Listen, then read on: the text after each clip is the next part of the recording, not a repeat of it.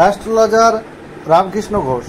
আমার এই চ্যানেল অর্থাৎ অ্যাস্ট্রোলজার রামকৃষ্ণ ঘোষ চ্যানেলের পক্ষ থেকে জানাই আপনাদের সকলকেই স্বাগত। আশা করি ঈশ্বরের কৃপায় আপনারা সকলেই ভালো আছেন।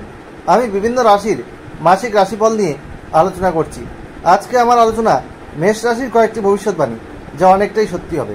মে 2025 মেষ রাশির স্বাস্থ্য কেমন যাবে, তাদের শিক্ষা, প্রাথমিক শিক্ষা, কলেজ বিদ্যা, উচ্চশিক্ষা কেমন হবে, তাদের কর্ম, চাকরি বা ব্যবসা কেমন হবে, তাদের বিবাহিত জীবন, প্রেম জীবন কেমন যাবে, তাদের ওভারঅল উন্নতি কেমন হবে, তাদের কোনো সম্পত্তি ক্রয়ের যোগ আছে কিনা, তাদের আর্থিক ভাগ্য কেমন যাবে, ব্যয় কেমন হবে এবং তাদের পিতামাতার স্বাস্থ্য কেমন যাবে, তাদের ভাগ্যের উন্নতি কেমন হবে, এইসব নিয়েই কিন্তু আমার আজকের আলোচনা।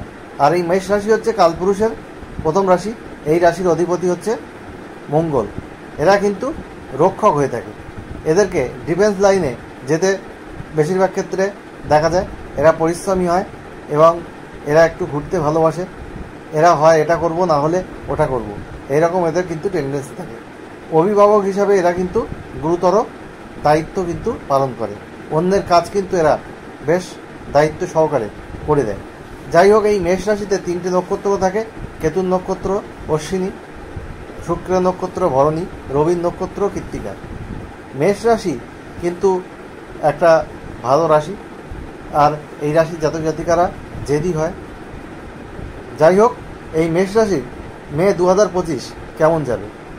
এই মাসে আপনাদের স্বাস্থ্যের বিষয়ে কিন্তু সচেতন থাকতে হবে, কারণ আপনাদের রাশির অধিপতি চতুর্থে কিন্তু নিচস্থ থাকছে। স্কিন রিলেটেড কোনো সমস্যা, রক্ত সম্পর্কীয় কোনো রোগ, অ্যালার্জি, চোট, আঘাত, নাক কান গলার কোনো সমস্যা, ঠান্ডা লাগার প্রবণতা, এইসব কিন্তু হতে পারে।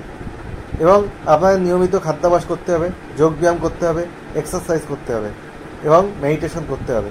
তাহলে কিন্তু শরীর অনেকটা ভালো রাখা সম্ভব হবে। শরীরের প্রতি আপনাদের কিন্তু নজর দিতে হবে। মায়ের স্বাস্থ্যের বিষয়ে কিন্তু কিছু চিন্তা থাকবে। মায়ের স্বাস্থ্যের বিষয়ে কোনো সমস্যা হলে এবং পরিবারের কারো স্বাস্থ্যের ব্যাপারে সমস্যা হলে অবশ্যই ডক্টরের পরামর্শ নেবেন। আপনাদের শনির 7.5 প্রথম চলন কিন্তু শুরু হয়ে গেছে। আপনাদের মধ্যে একটা স্ট্রেস, টেনশন, এগুলো কিন্তু কাজ করবে, যার জন্য মেডিটেশন দরকার, হাঁটাচলা দরকার, যোগব্যায়াম করার প্রয়োজন কিন্তু রয়েছে। যাই হোক, আমি এরপরে আসব আপনাদের শিক্ষা, আপনাদের প্রাথমিক শিক্ষা। আপনাদের চতুর্থ স্থানে রাশির অধিপতি মঙ্গল নিচস্থ হয়ে আছে। আপনারা যদি পরিশ্রম করতে পারেন তাহলে পড়াশোনায় এক্সপেক্টেড রেজাল্ট আসবে, না হলে কিন্তু পড়াশোনার কিছু বাধা, কিছু অবস্ট্যাকেল বা স্বাস্থ্যের কারণে কিছু সমস্যা, এক্সপেক্টেড রেজাল্ট না আসা বা আপনাদের মানসিক অন্তর্দাহ, এইসব জিনিসগুলো কিন্তু দেখা যাবে। তাই আপনাদের পঞ্চম স্থানে আপনাদের কিন্তু কেতু আসছে 18 মে। শিক্ষার জায়গায় আপনাদের কিন্তু কলেজ বিদ্যার ক্ষেত্রেও কিন্তু এক্সপেক্টেড রেজাল্ট অনেক ক্ষেত্রে আসবে না। মন কিন্তু আপনাদের ডাইভার্ট হয়ে যাবে। আপনাদের পড়াশুনো ছেড়ে অন্য কিছু করতে কিন্তু ইচ্ছে করবে। আপনারা গুপ্ত কোনো প্রেমে জড়িয়ে পড়ে পড়াশোনার জায়গায় কিন্তু কিছু সমস্যা, বাধাবিঘ্ন আসার সম্ভাবনা রয়েছে। বিশেষ করে মে মাসের 15 তারিখের পর থেকে এই সম্ভাবনা কিন্তু বাড়বে। যাই হোক, আপনাদের শিক্ষার প্রতি আরও মনোসংযোগ দিতে হবে। মানসিক অস্থিরতা কমাতে হবে, রাগ জেদ কমাতে হবে। হঠাৎ আপনাদের হঠকারী সিদ্ধান্ত নিতে দেখা যাবে। ডিসিশনহীনতা আপনাদের এই মাসে দেখা যেতে পারে। সেই সব জিনিসগুলো আপনাদের দেখা যেতে পারে। কিন্তু উচ্চশিক্ষার যোগ রয়েছে। আপনাদের আপনাদের দশমপতি এবং একাদশপতি সে কিন্তু দ্বাদশে থাকছে, কিন্তু আপনাদের নবমপতি বৃহস্পতি আপনাদের রাশির দ্বিতীয়, পরে তৃতীয় গোচর করছে। সুতরাং আপনাদের উচ্চশিক্ষা, যারা গবেষণামূলক কাজকর্মের জন্যে চেষ্টা করছেন, তাদের কিন্তু সেই জায়গাটা রয়েছে। বিদেশে গিয়ে পড়াশুনো করা, সেই জায়গার অপরচুনিটি বাড়বে। আপনারা যারা বিদেশে যেতে চাইছেন, তাদের বিদেশে যাওয়ার যোগ কিন্তু তৈরি হচ্ছে। ট্যুর ট্রাভেলের যোগ কিন্তু রয়েছে। আর আপনাদের বলবো, প্রেমের ক্ষেত্রে কিছু সমস্যা 18 মের পর থেকে আপনাদের আসতে পারে। কিছু মিসআন্ডারস্ট্যান্ডিং হতে পারে। আপনাদের মধ্যে একটা কনফিউশন, দ্বিধাদ্বন্দ্ব, এইসব জায়গাগুলো তৈরি হবে। তাই একে অপরকে গুরুত্ব দিতে হবে, মর্যাদা দিতে হবে, একে অপরের সঙ্গে টাইম স্পেন্ড করতে হবে, ভ্যালুয়েবল টাইম স্পেন্ড করতে হবে। ছোটোখাটো ট্যুর ট্রাভেল করতে পারেন, যাতে আপনাদের প্রেম সম্পর্ক আরও মজবুত হয়। আর আপনাদের প্রেমের জায়গা মোটামুটি ভালো। আর বিবাহিত জীবনের ক্ষেত্রে বলবো আপনাদের সপ্তম পতি আপনাদের দ্বাদশে রয়েছে, কিন্তু উচ্চস্থ রয়েছে এবং রাহুর সাথে রয়েছে। সেখানে কিছু কনফিউশন দাম্পত্য জীবনের ক্ষেত্রেও কিন্তু সৃষ্টি হচ্ছে, কিছু পারিবারিক ঝামেলা, শারীরিক সমস্যা, যার জন্যে তার এফেক্টও কিন্তু আপনাদের বিবাহিত জীবনে পড়তে পারে। কিছু সমস্যা বিবাহিত জীবনের ক্ষেত্রেও রয়েছে এবং আপনারা যারা বিবাহের চিন্তাভাবনা করছেন, বিবাহের যোগাযোগ আসছে না, তাদের কিন্তু এই মে মাসে ভালো অপরচুনিটি রয়েছে। বিবাহের জায়গায় কিন্তু অনেক সুযোগ সুবিধা আসবে। আপনাদের সন্তান ভাগ্য কিন্তু ভালো হবে এই মে মাসে। সন্তানের কৃতিত্বে আপনারা গর্বিত হতে পারেন। আপনাদের রাশিতে কিন্তু রবি থাকছে, তারপরে রাশির দ্বিতীয় 15ই মে গোচর করছে। বৃহস্পতি আপনাদের রাশির তৃতীয় মাসের দ্বিতীয়ার্ধে গোচর করছে। 18ই মে রাহু কেতুর পরিবর্তন হচ্ছে। যাই হোক, আপনাদের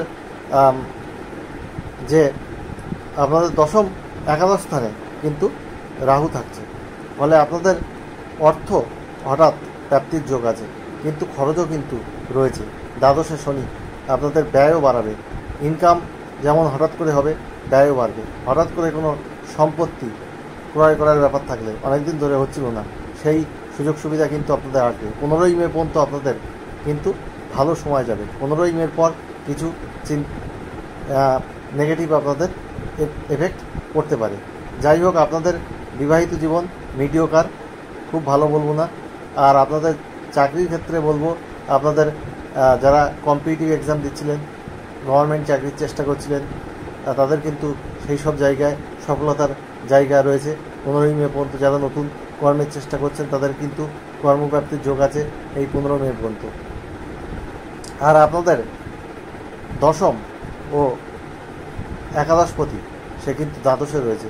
কর্মের জায়গায় কিছু চাপ বৃদ্ধি পাবে, দায়িত্ব বৃদ্ধি পাবে, কিন্তু সঙ্গে সঙ্গে আপনারা সেই দায়িত্ব যদি পালন করতে পারেন, আপনাদের কিন্তু প্রমোশন বা আপনাদের কিছু ইনক্রিমেন্ট, ইনসেন্টিভস এগুলো কিন্তু আসবে, এটা বলা যায়। আর ব্যবসা ক্ষেত্রে আপনাদের কিছু সমস্যা, কিছু কনফিউশন রয়েছে। 18ই মের পর থেকে ব্যবসার জায়গা আপনাদের অনেকটা ভালো হবে। আপনাদের ব্যবসার অধিপতিগুলো দ্বাদশে এবং রাশিতে আপনাদের দ্বাদশে বুধ থাকছে, ফলে আপনাদের কোনো ইনভেস্টমেন্ট করার ক্ষেত্রে একটু বুঝে শুনে করতে হবে, না হলে কিছু সমস্যা কিন্তু আপনাদের আসতে পারে। তবে এ মাসে আপনারা মাঙ্গলিক কোনো কাজ করতে পারেন, তাতে কোনো অসুবিধা নেই। আর মায়ের শারীরিক বিষয়ে একটু সতর্ক থাকতে হবে। পরিবারের কারো শরীর নিয়ে কিন্তু একটু চিন্তা থাকবে বা সে বিষয়টা ভোগাবে। নিজের শারীরিক জায়গাও কিন্তু একটু খেয়াল রাখার প্রয়োজন রয়েছে। ভাগ্যের উন্নতির ক্ষেত্রে বলবো, আপনাদের নবমপতি সে থাকছে দ্বিতীয়। আপনাদের ভাগ্যের উন্নতির জায়গা রয়েছে। ভাগ্যের ক্ষেত্রে আপনারা কিন্তু কিছুটা হলেও আপনারা দৈব কৃপা পাবেন এই মে মাসে। আপনাদের শনির 7.5 চললেও তার নেগেটিভ ইম্প্যাক্ট কিন্তু মে মাসের 15 তারিখ পর্যন্ত অতটা আপনারা কিন্তু বুঝতে পারবেন না। মে মাস আপনাদের বাধা বিঘ্নের মধ্যেও আপনারা সব কিছু ওভারকাম করে যেতে পারবেন, এটা আমার মনে হচ্ছে। আর যেটা বলবো, আপনাদের মেষ রাশি কিছু খারাপ দিক রয়েছে, কিছু ভালো দিক রয়েছে, ভালো মন্দ মিলিয়ে জীবন। মে 2025 সব মেষ রাশি মানুষের জীবন সুখ সমৃদ্ধি আনন্দে ভরে উঠুক, ঈশ্বরের কাছে এই প্রার্থনা করে আজ এখানে শেষ করছি। আর আপনারা কি করবেন তাহলে এই সমস্যা থেকে আপনারা বেরিয়ে আসতে পারবেন? হনুমান চল্লিশা পাঠ করুন প্রতিদিন, আর মঙ্গলের বীজমন্ত্র প্রতিদিন 9 বার পাঠ করুন। ওম ক্রাং ক্রিং ক্রোং সব হুমায় নমঃ। আর আপনারা স্নানের পর সকালবেলা লাল চন্দন একটি ধারণ করুন, শুভ ফল অবশ্যই আপনারা পাবেন। আজ এখানেই শেষ।